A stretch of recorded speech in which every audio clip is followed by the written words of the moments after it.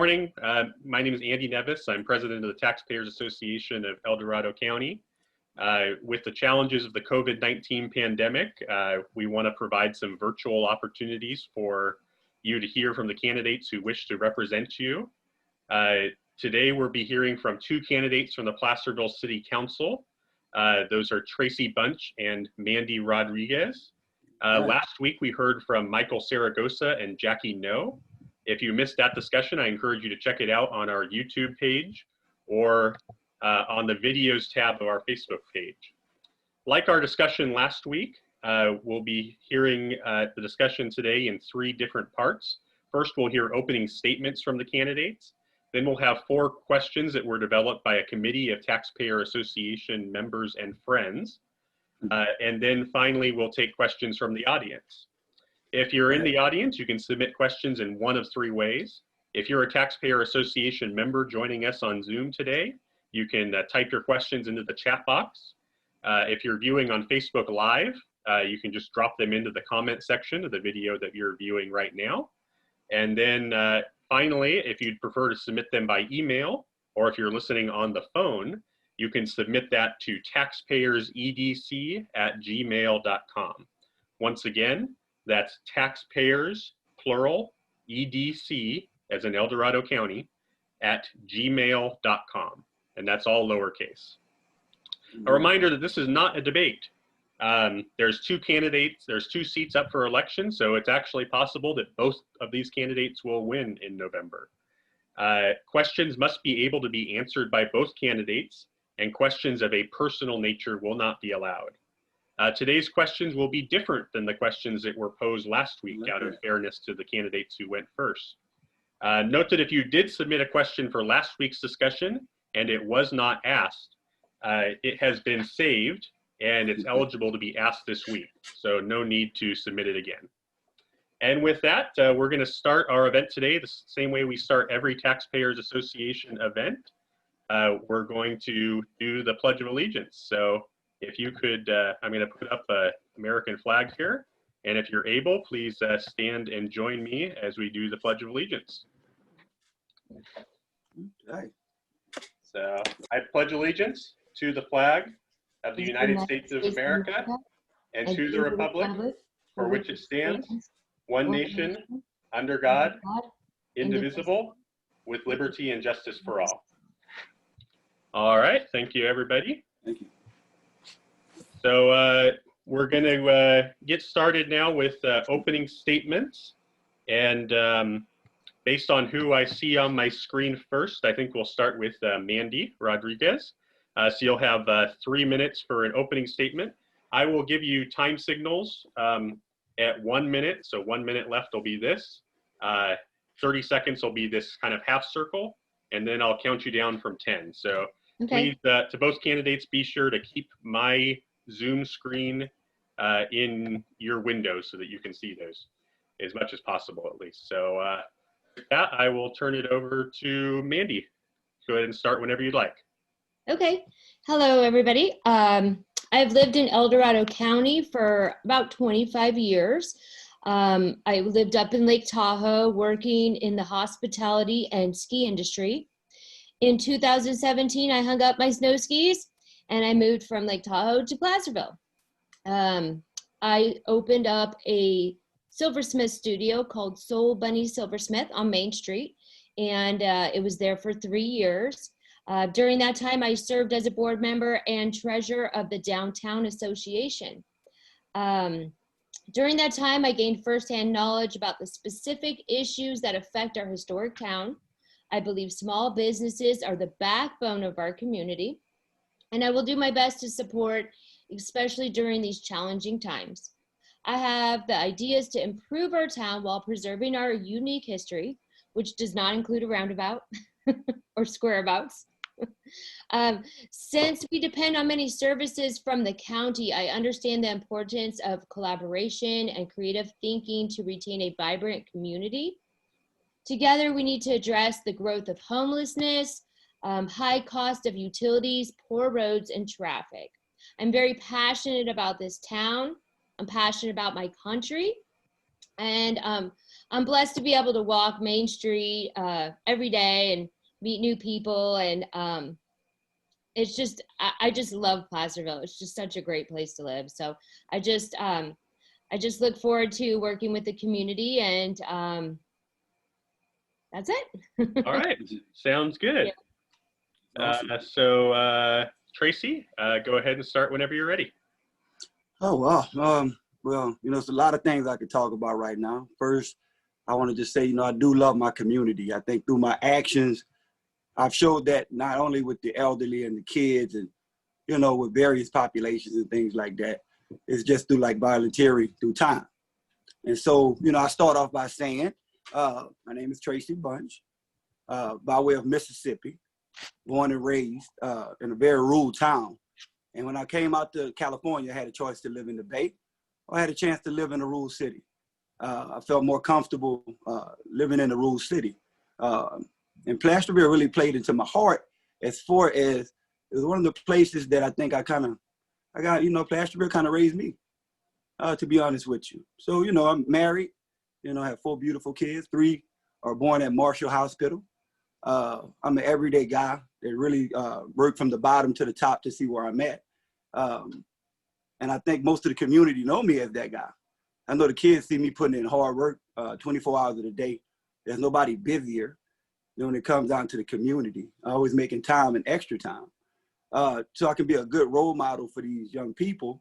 And at the same time, be a person that we can trust with the keys to the city.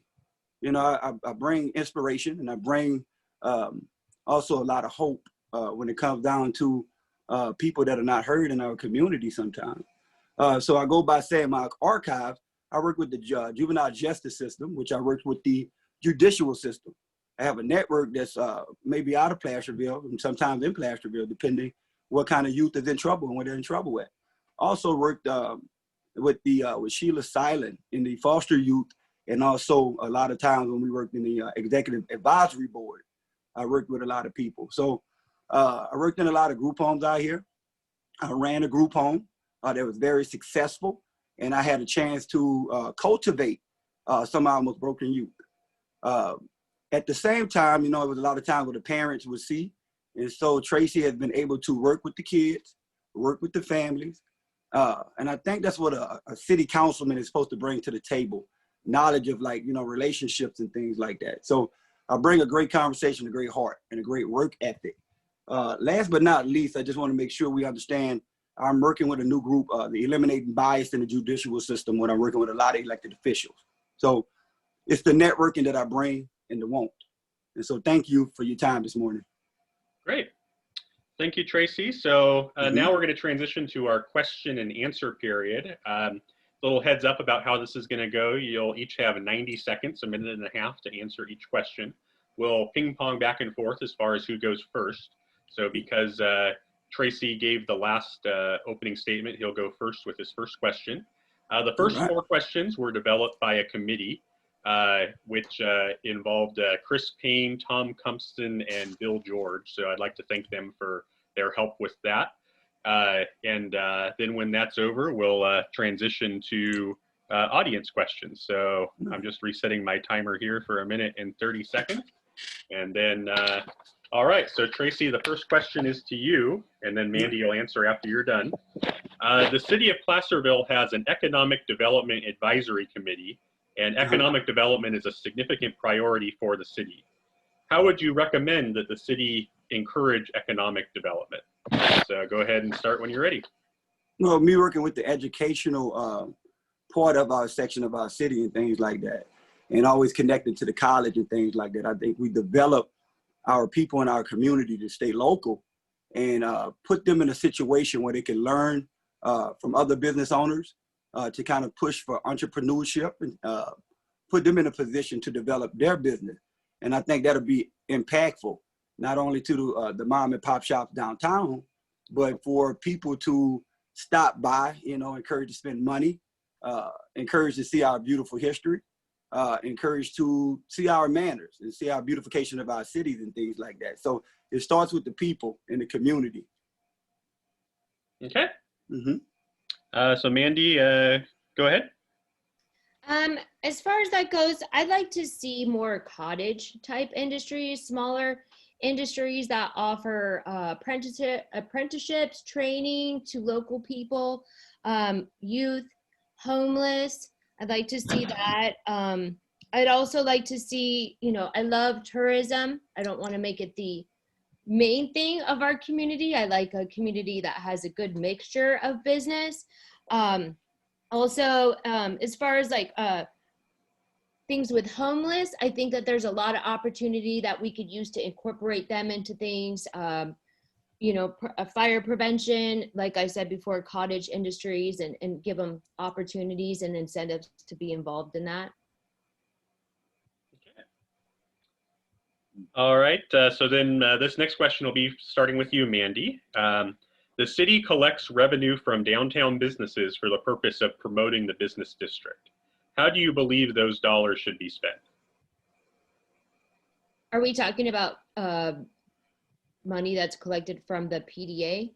I believe so, yeah. Okay. Well, that money, it's really hard to, being on the board, I kind of have an idea, but we took in a lot of revenue from the taxes, not a lot of revenue from the taxes. It's mostly the events that kept, would come in, and basically the money that we would take in, which was about $100,000 a year, would literally go right back out to the events. I love the events that we have in downtown. Was it a moneymaker? Was it the best use? It was very mixed with businesses. Some businesses appreciated the extra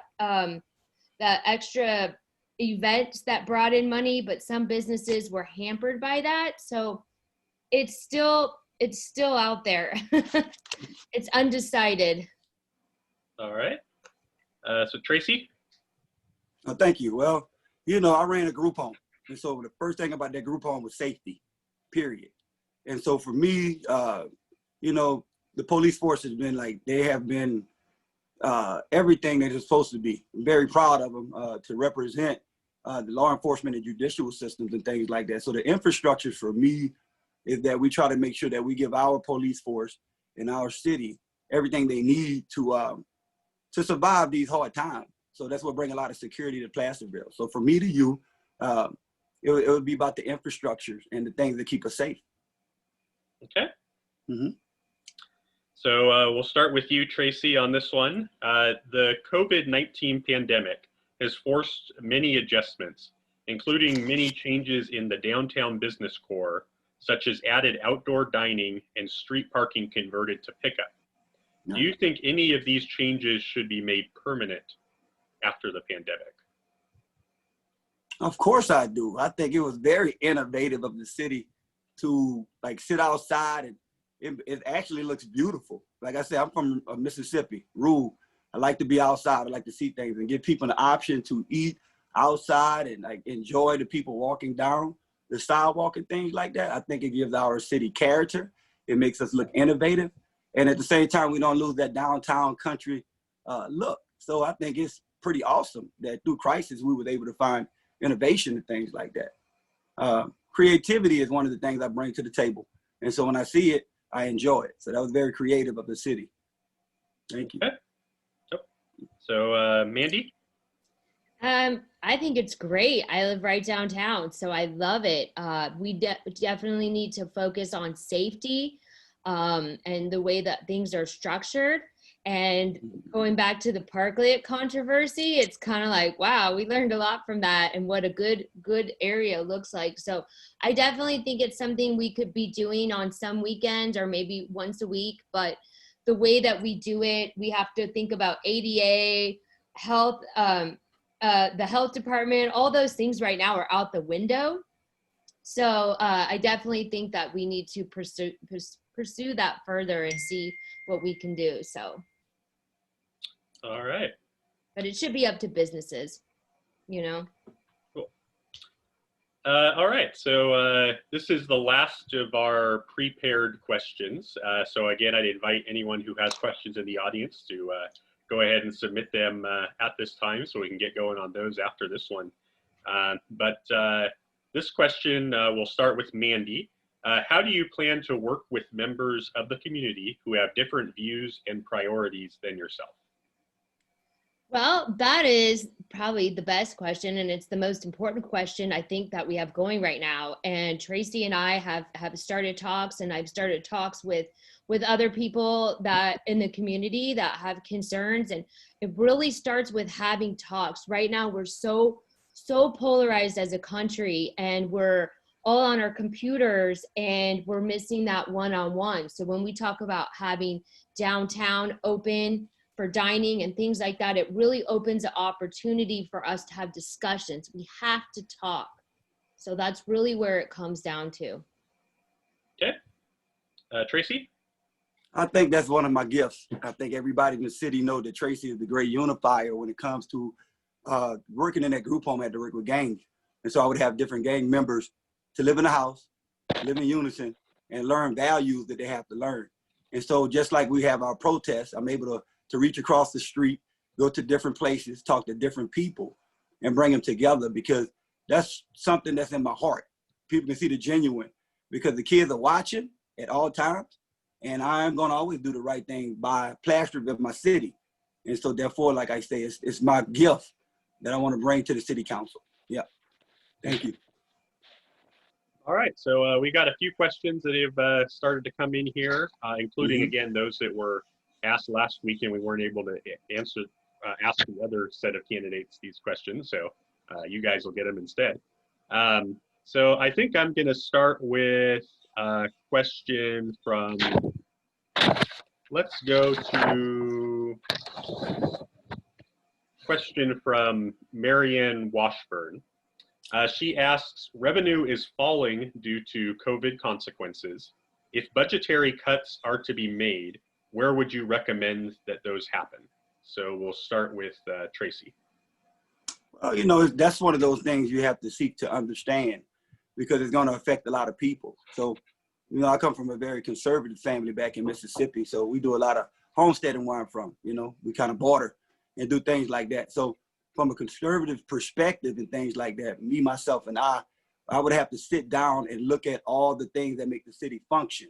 You know, I don't have as much transparency as sitting at the table as the current counselors, but at the same time, when I do, I'll be accountable about making sure we make the right decisions. Thank you.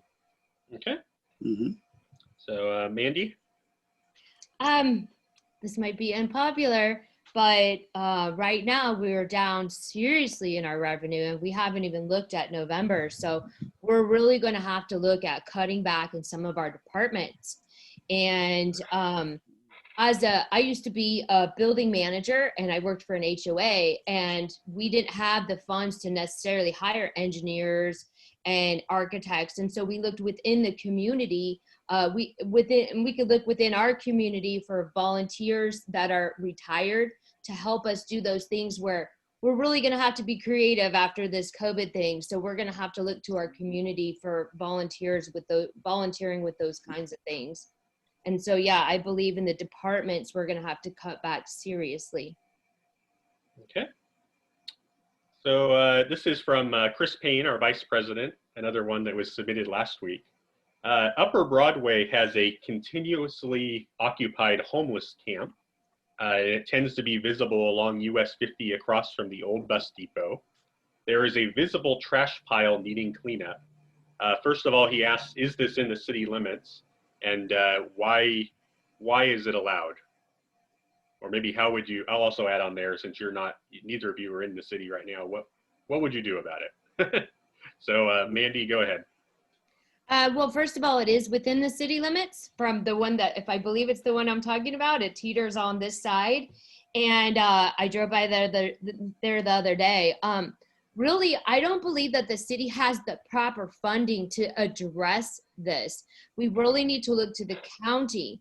And so working with the county and also with the disposal, how we can get a dumpster out there. Unfortunately, we have to look to the state and their laws that are restraining us from not letting people camp out there. So we need to stop promoting free things. We need to start by giving incentives that are temporary instead of being a welfare homeless tourism spot. I think that's what it's become. So. Okay. Tracy? Well, again, it comes through the people of Placerville. So I definitely, will create a coalition of volunteers that would really enjoy the fact of being an example for not for just the homeless, not just for the working man, but just take pride in our city. It's real simple. You know what I mean? As far as working with the children and things like that, they would do things just because it was a learning and earning type of value that I would put. So I think in every man and every woman, when you take a responsibility for your community, you don't mind getting up in the morning and putting the coalition together and making sure your city is beautiful. It just had to be led right. And I feel like I'm the person to do that. Okay. Thank you. Yeah.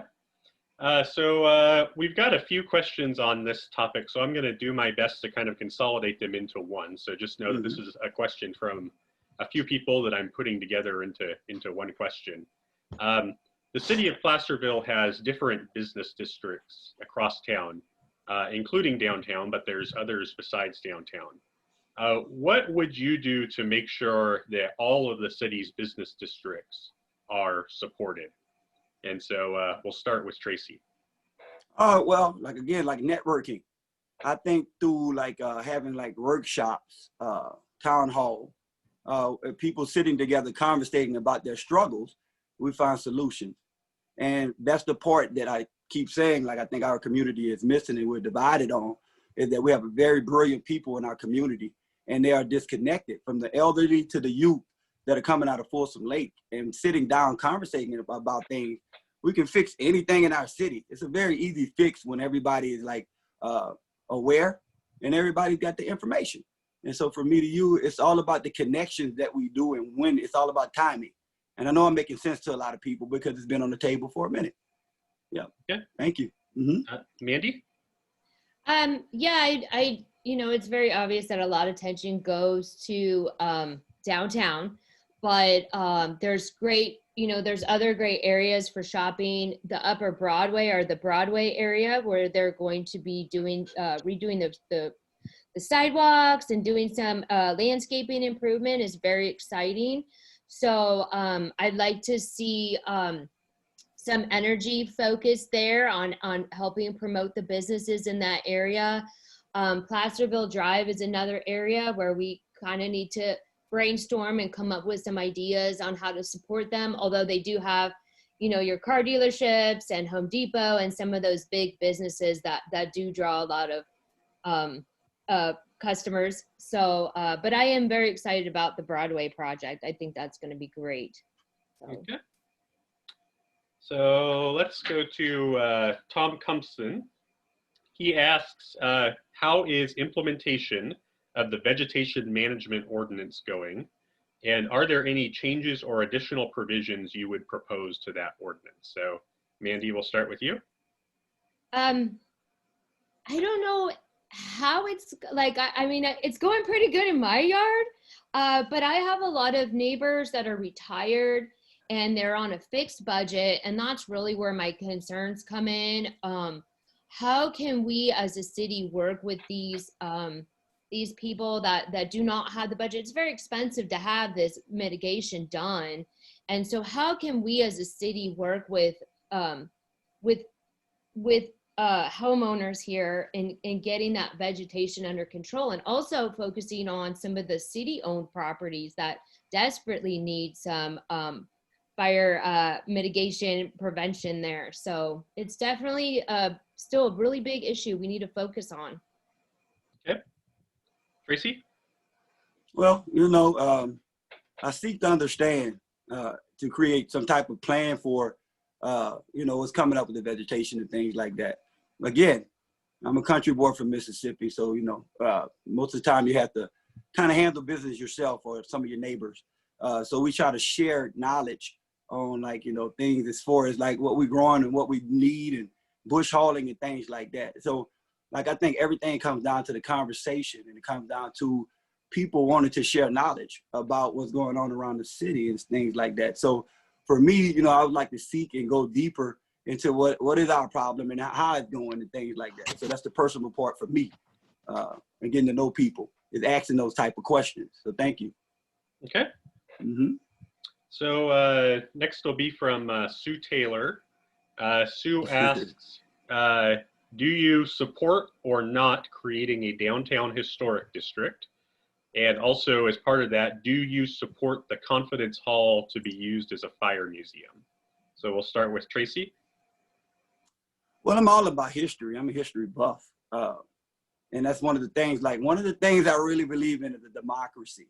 One of the reasons I'm joining city council is to give the people a voice in order to make sure I'm accountable to say, do you want this in Placerville? Do you need this in Placerville? But yeah, I do understand a lot of jobs will come out of that, and it'll be a beautiful thing to see as far as supporting historic places and things like that. But I definitely want to make sure that everybody's on the same page, because we got to find common ground somehow. So I won't step on toes. I will listen.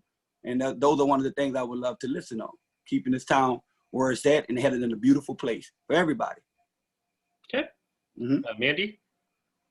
I just love the historic district. I am from Flagstaff, Arizona, and we have a smaller historic district, or small downtown. And, you know, people, since it was Sue's question, I mean, what she's done with her building is just unbelievable. If you've ever had a chance to go inside and look, and it just really brings you back to that period. And it makes you want to learn more and appreciate the history of this town. And there is no history like the history of Placerville. So I absolutely want to preserve that. And yes, I do think that the Confidence Building would be a great fire museum, especially with the fire that we had in downtown Placerville. It's just a great area, and we should do everything we can to preserve it. It's so unique. Okay. By the way, kudos to both candidates. You're both answering well under the 1.5-minute time limit. I have to say, normally when we do these in person, we're having to really rush people and tap the gavel a little bit. So I don't know what it is about these virtual formats, but both this week and last week, you guys are coming in real short. So that's very much appreciated. So I'm going to go to Supervisor John Heidel next. So he texted in a question. What are your thoughts about the use of the Placerville Armory? So go ahead, Mandy. We'll start with you on that one. Is the Armory in the fairgrounds, correct? Yeah, it's up. And that's been. Yeah, and that's been a controversy. I think people have talked about using it for the homeless. It seems like that's not a very popular idea of using it. So I think that needs to be discussed further. It's just one issue. I'm not super, as far as the Armory itself, I'm not very familiar, but I think that from what I've heard, that is not a very popular use of it. We do definitely need to do something for the homeless, and but I don't think that that's the place to do it. Okay. Tracy? Oh man, different avenues. Like I said, I'm very creative. So the Armory has always been a conversation throughout the time I've been in the city. Like Minnie said, for the homeless and things like that. But there's plenty other things that we can do at the Armory to honor our city. It comes down to meeting halls and things like that, like multi-purpose building. We had one building in our city back in Valsburg, and we used it for multiple things. And so, we just didn't use it for one thing and things like that, because I think that limits the city. And so therefore, like I said, conversation is beautiful. When we all sit down together and the right person leads it and brings up these questions to get the right answer, who's better to do it? Like I said, just ask around town. I've created from nothing. And so I'm ready to do that for my city. Yeah, thank you.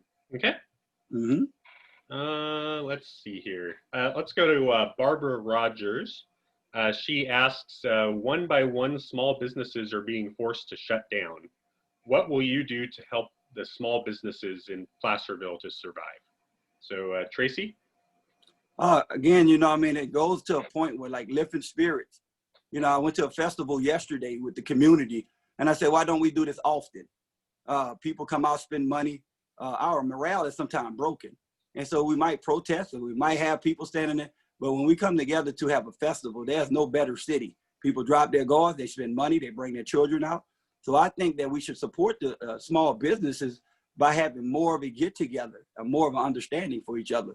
But like, again, you got to have the person that's going to motivate the city and not divide the city, bring the city together. And so working with the youth and working with those families, I brought everybody from the elderly to everybody wanting to enjoy our city. So I represent the city harder probably than anybody on the outskirts and other cities also, because I love it. And so therefore I lift spirits, and that people understand that. So thank you. Okay. Mandy? First of all, open the county. Open it fully. We have to open our county. That is number one. And we really need to reach out to the businesses and see what they need. I mean, there's no, as a former business owner on Main Street, there's no one size fits all. So we really need to have discussions with the business owners and see where they're struggling and what their concerns are. We have to fully open our county. It's been the thing that I've been shouting for the last 6 months. So open, open, open. All right. The businesses that have fully opened are doing pretty good as far as restaurants go. So. Okay. So I'm going to go to a question from Steve Ferry. It was submitted last week. So Steve, I'm going to modify your question just a little bit because the way you worded it was more for a current elected official. But the question is, have you seen an increase in suicide, drug overdoses, or alcohol-related events since the state lockdown of our citizens? And so I'm going to add on to that, since neither of you are currently in city government. You know, what would you do to help improve the mental health of Placerville citizens during this time? So Mandy, you want to go ahead and start with that? It goes back again to opening our county, fully opening. I actually lost a friend recently because of, you know, we talk about suicides, but there's also deaths of despair. And it is far outweighed the deaths that we have suffered from COVID. And so we have to open our city, and we have to reach out to these people and find out where they are. And it's hard to get those statistics, but the isolation that this lockdown has caused has just been detrimental to kids, to elderly, to people that suffer from depression. It breaks my heart that it's not being addressed. Okay. Tracy? Also, over the last 15 years, I worked with mental health. Worked with a lot of therapists and things like this. This COVID-19 was something that we never thought that would happen as far as like being on lockdown. And we just saw a lot of people really like take a turn for the worse when it comes to like trying to find things to do with drugs and things like that. Again, when it comes down to what I do is I cultivate. And so I survive, and I show people how to survive to get to what they need. It builds character. And so through this understanding, sometimes we need somebody as a leader to encourage the youth to do the things that they need to do to use their imagination. And that raises, joy. So for me, like I say, I kind of take it as it comes, conversation rules the nation. Thank you. Great. So we're coming down to the home stretch here. I just remind everybody who's watching, we do have room for a few more questions here. So if you have them, please go ahead and get them in. We have one from, another one from Chris Payne. It's a little bit of a long one, so bear with me. He says, as past president of the El Dorado County Historical Society at 524 Main Street and past president of the Placerville Downtown Association, I am interested in maintaining the historic character of Placerville.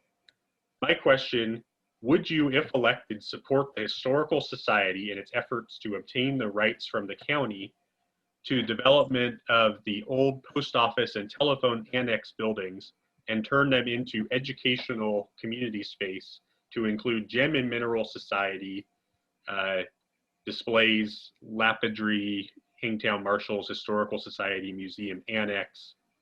And then he adds that the fountain and Tallman Museum is immediately across the street, etc. So hopefully you got all that. If not, the question is in the Zoom chat.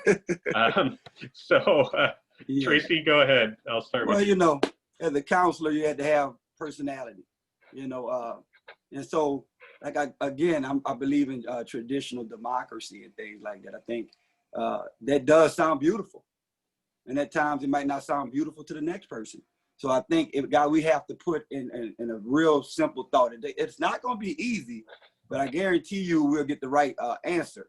And so that sounds good to me, but to the next person, it might sound a little different. So me as a counselor, I have to take my emotions and thoughts out of this and make sure I do the right thing for the people and the businesses that are going to be around. But history, like again, I'm a history buff. I love it. But that did sound pretty nice to me. And so therefore, if that was an agenda item, I would go person to person and I would have a conversation downtown with the people that it's going to affect. Real simple. Mm-hmm. Okay. Mandy? Well, I'll just go ahead and show you right here. If you could see back here behind my computer, that's a full lapidary set right there. That's my rock collection. So if you think that I wouldn't support that, that's my passion. And so it's such a great part of this area, our gems and minerals. And I've been a little part of the Gem and Mineral Society. And so that's where I actually learned how to do my lapidary work. And so I think it would be great. And being in as a silversmith and being in that industry, there's a lot of money in it. And so it could bring a really good amount of people that without actually the gold pounding. We had the gold panning thing, and with COVID, we forgot about it, the gold panning competition. So yeah, putting energy into the gem and minerals, doing the historical part of it is just like, it's a win-win for everybody. Okay. So. Another one from Chris Payne. By the way, Chris has a few questions, so thanks for helping us out, Chris, and keeping the discussion going. He asks, Main Street is a Sharo bike route, bikes and vehicles. I've never heard that term before, but that makes sense. Sharo. Okay, thanks, Chris. Does it work for Placerville? Should an alternate route be found? So Mandy, we'll start with you. Well, I kind of like riding my bike down Main Street, if you guys don't know that already. So, it's just a small section where we kind of share the road, and it's just so fun. So when you have people that are from out of town that are riding their bikes down that little stretch, I mean, it's just a cool thing. So I'd like to keep it the way it is. We can't widen the road or anything. It's a slow area anyway. So let's just keep it the way it is. Okay. Tracy? All right. Tracy is all about creativity. So I don't understand why we wouldn't be able to do that and then some. The cyclists have a culture, and I work for the death race in Tahoe, and they're very nice people. So we open things up sometime. Maybe we can get things like that for people to come through, which brings money, brings events. So it's always like creative to use what we have traditionally and see what we can add on to it. And that's the catch about being creative and having a conversation with people. So, again, making something out of nothing was talked to me about it from a college kid. He said, how do you do that? I said, because I have an imagination, and that's what I teach the kids. And that's what I'm ready to use for Placerville. I think a lot of people understand that. Thank you, Andy. Okay. Thank you. Mm-hmm. So another one from Chris. And again, while you guys are answering this question, I'll check the email and see if we've got any others. But I believe this is the last question that I have submitted. So it might be the last question. It might not be, depending on what we've got here. So the question is, Hangtown Haven, as temporarily organized homeless camp, was a success. After a year or so, the city closed it. Could we attempt to reopen it? It had the support of faith-based organizations and the upper room kitchen. So Tracy, we'll go ahead and start with you.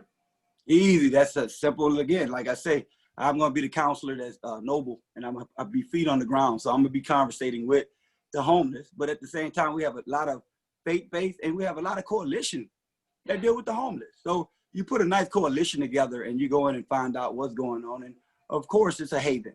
And so it's a lot of children that's in that community and a lot of elderly and mental illness. And so we can bring services and we can help do a lot of support. You know what I mean? So like to make that that answer, like I said beforehand, that's simple to me because you need a leader that can reinvest in the community in the right ways, not just going along with what's been going on. At the same time, making sure that everybody's invited to the table and everybody in the community know that's what Tracy does. So again, simple. Mandy? I think it created like a magnet for more transients to come. And we're still dealing with the problems that are left over from the Haven.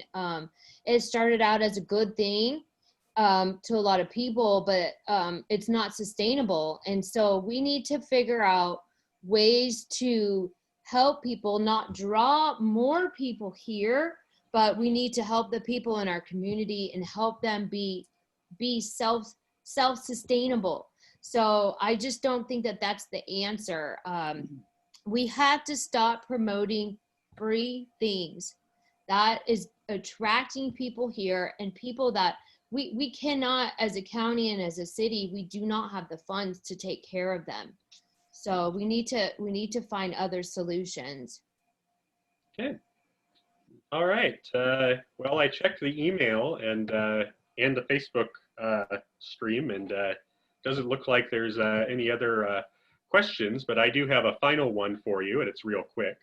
You know, one of the disadvantages of doing events like this is we have to, there's really no opportunity for back and forth, you know, before or after the meeting, or getting to know the candidates on a more informal level. So if folks want to get to know you better and maybe set up a time for coffee or a phone call or whatever, what's the best way that they can get in touch with you? So start with Mandy. You're welcome to contact me through Facebook. You can look me up, Mandy with an I, Mandy Rodriguez, and send me a message. I'll give you my phone number and you're welcome to call me. We can meet for coffee. I'm right downtown, so I'll meet you anywhere. And I really do want to talk to people and see what their thoughts are. So feel free. All right, Tracy? My phone number is actually on my Facebook page. That is a number that you can call and always talk to me. You know, people leave messages on the Facebook page. You know, I accept all my friends on my personal page. I'm wide open. So therefore, like I say, you know, I am a busy guy when it comes to making sure I hear the people and talk to the people. So sometimes I just get in touch with people and reach out to them. And you can catch me at the farmers market on Sunday, down at the very end by the Placerville police station. And so I'm down there just as a regular person, enjoying friends and, you know, some of the vendors and things like that, giving them support and really enjoying the children and things like that. So you can walk up on me anytime. I'm not hard to miss in Placerville. So I think people can always tap me on my shoulder and introduce themselves. Yeah. All right. So while you guys were answering that, and we do have some time left, so I'm going to go ahead and ask it. We did get a question from Brenda Quintana. She asks, where do you stand on Prop 15? And I'll just add some context there. Okay. If anybody doesn't know what Prop 15 is, that's the measure that would repeal part of Prop 13 for commercial properties. So where do you stand on Prop 15 and how do you see it affecting our city? So go ahead, Tracy, I'll start with you. Oh, will you go back in content with that Prop 15 again? So you said it repeals commercial? Yeah, so it repeals part of Prop 13, the part that you know, deals with commercial properties. So it would allow commercial properties to be reassessed annually rather than, you know, the Prop 13 process, which is where it's limited. Okay, you know, well, like I said, on many ventures, I think we're going to keep going back and forth until we figure out what's the right solution for the community. A lot of people have not been invited to the table to conversate about these things. And so now that we're kind of, like I said, at a time of kind of divided a little bit here and there, but as we come to the table and things like this, we'll be able to understand what's best fit the people and what's best fit like the infrastructures to make money and things like that. So I think inviting people in from different places and letting commercial take over, you know, that's kind of hard to say sometimes because the money is there, but at the same time you lose that country feeling. and that puts a lot of people in worry. So, you know, I would love to have a conversation deeply about that with different people of the community before we're able to sit down and just make a one-word answer. It's about conversation again, and I don't see why people don't check in with each other for that. They just push their issues over people. We have like a lot of people that pay taxes and they work hard and got families here. So really though, from me to you, just important to finally sit down and have that type of conversation so all of us can feel heard. And again, common ground is the most serious thing I'm looking at these days. Thank you. Okay. Mhm. Mandy? Well, you want to kill small businesses? I mean, it's that simple. Like, I mean, how you're going to keep taxing us to death. Keep taxing us, California. You're going to kill small businesses, which hurt people. So no taxes, no new tax increases. It's awful. Okay. So we got it. Everybody waited until the last minute here. We got another one from someone I suspect you guys know, Dennis Thomas, and I'll clarify for the audience, just for full disclosure, Dennis is a current city council member, not up for re-election this year, but he has a question. What is your understanding of the sources of the city's income, and how would you, a typo there, but I think what he means is how would you try to improve those? So Mandy, go ahead. Well, I believe that a lot of our income comes from like taxes from the bigger places, like the dealerships, the bigger box companies. So, you know, some of that money doesn't stay here, it goes out. So I think really focusing on more cottage type businesses, medium size to small size, is really where it's at, and keeping things small and keeping things within our city. That's where we're gonna be recession proof, depression proof. So that's my thoughts. Okay. Tracy? Well, for me, like I said, it's always going to be creativity when it comes down to getting more money, to the point where, like I said, you know, our small businesses and, you know, the infrastructure, like, you know, Home Depot radios and things like that, it's still looked at from a point of networking. You know, talking to people from around other cities on how they conquered COVID-19 and brought money into their cities, you know, guest speakers. We have very talented people in our community that write grants, setting up fundraisers, things like that on an annual base, or even like every monthly, or coming up with some things like that. It all drops down to conversations and making sure we do a great job of teamwork. You know, the current council has seemed like to be a pretty good team. You know, there's some things that we can always do better, but at the same time, it's all about networking and putting people in a position to help their community. So yeah, multiple ways. You know, I wish I could give just one good solution, but multiple ways. I'm ready for prosperity, to make you understand. Like I say, prosperity is something that I see coming for Placerville, and a lot of people see that with the leadership. Thank you. All right. Mm-hmm. Well, on that note, I think we'll call it a day, but thank you again, Tracy and Mandy, for participating today, as well as our candidates from last week. I should just mention there is a fifth candidate in this race. We reached out to them and they didn't respond. So hopefully voters will have a chance to hear from them in another forum. But anyway, I'd just like to thank all four of you for participating. It's not easy, particularly this early in the campaign. But normally these forums are more of a September, October type of thing. So we had to schedule it early just because of the number of races on the ballot this year. But you know, all four of the candidates were very well prepared, had great answers. So once again, if you missed last week's, I'd encourage you to go back and watch it so that you hear from all four candidates. And thanks again. A couple of other thank yous. I just wanted to once again thank our advisory committee. They helped me put together the right questions, make sure it was fair to everybody. So Chris Payne, Tom Cumston, and Bill George. I also like to thank our secretary, Todd White.